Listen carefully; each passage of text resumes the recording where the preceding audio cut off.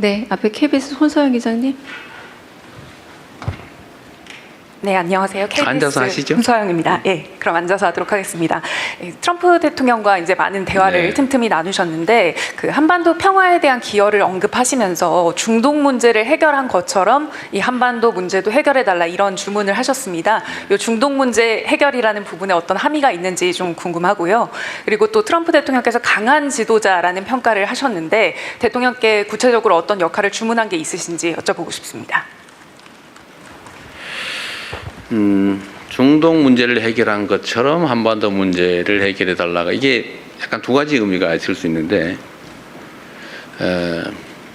어쨌든 문제가 있는데 관여해서 문제를 완화한다, 해결한다는 뜻에서는 한반도 문제가 동일하지만 중동 문제를 해결하는 것처럼 그런 방식으로 하면 안 되겠죠.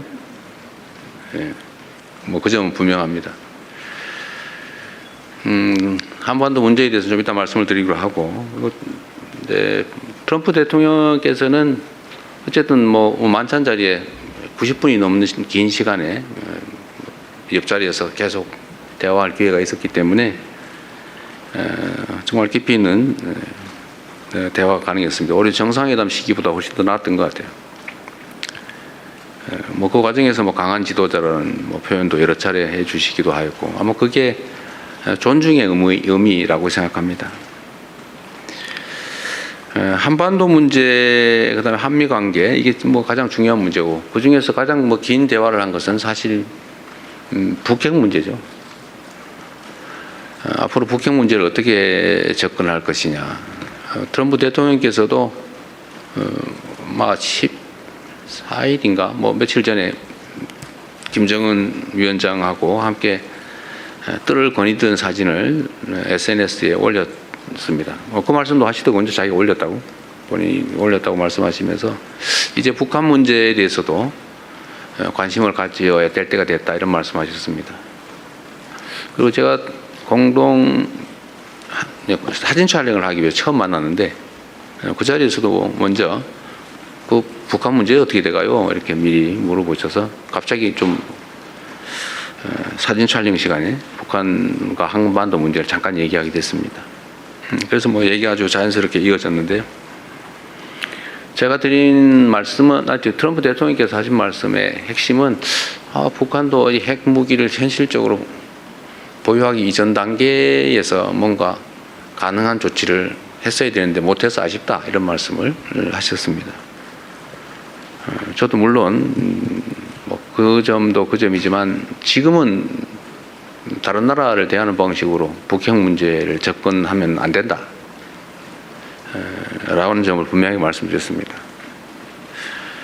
뭐 그 점에 대해서 본인도 동의하셨고요. 그런데 해결 방안이 마땅치 않다는 생각을 가지고 계셨고 그게 고민이었던 걸로 보입니다.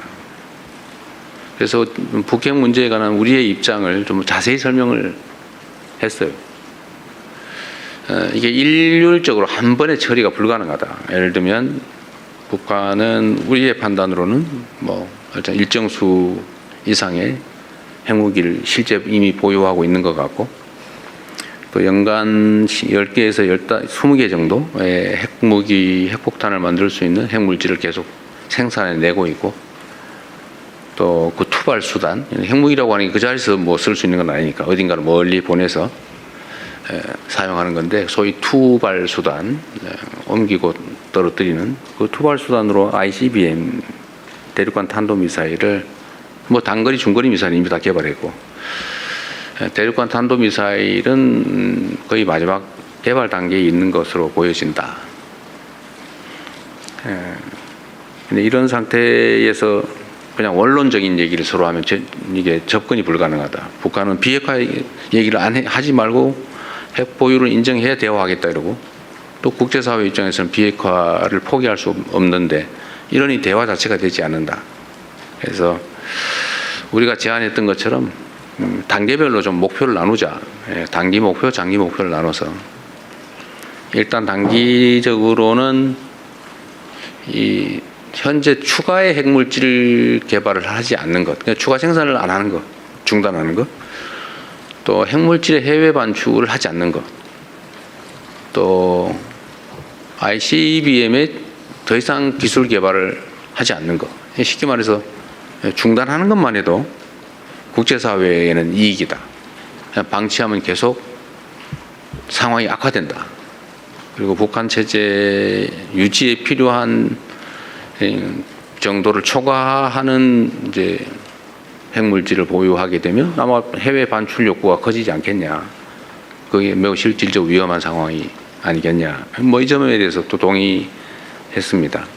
그래서 그런 상황을 더 이상 진척되지 않도록 중단시키는 걸 단기적인 목표로 일단 하고, 그렇다고 비핵화를 포기하지 말되 지금 당장이 아니라 일단 단계적으로 단기, 중기, 장기로 가자.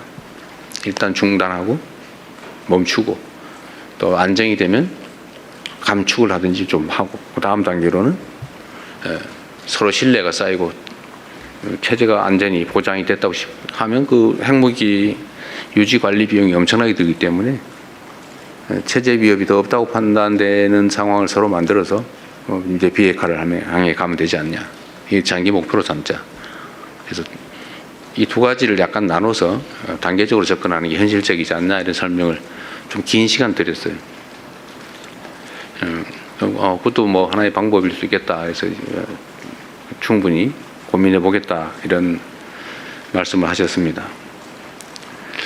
어쨌든 한반도의 핵 문제를 포함한 평화와 안정의 문제는 우리의 생존이 걸린 문제이기 때문에, 어쨌든 제가 전에 한반도의 핵 관련된 한반도 정책으로 제시했던 단기, 중기, 장기로 나눠서 접근하는 문제에 대해서는 필요한 만큼 충분히 말씀을 드려서 이해했다고 생각됩니다.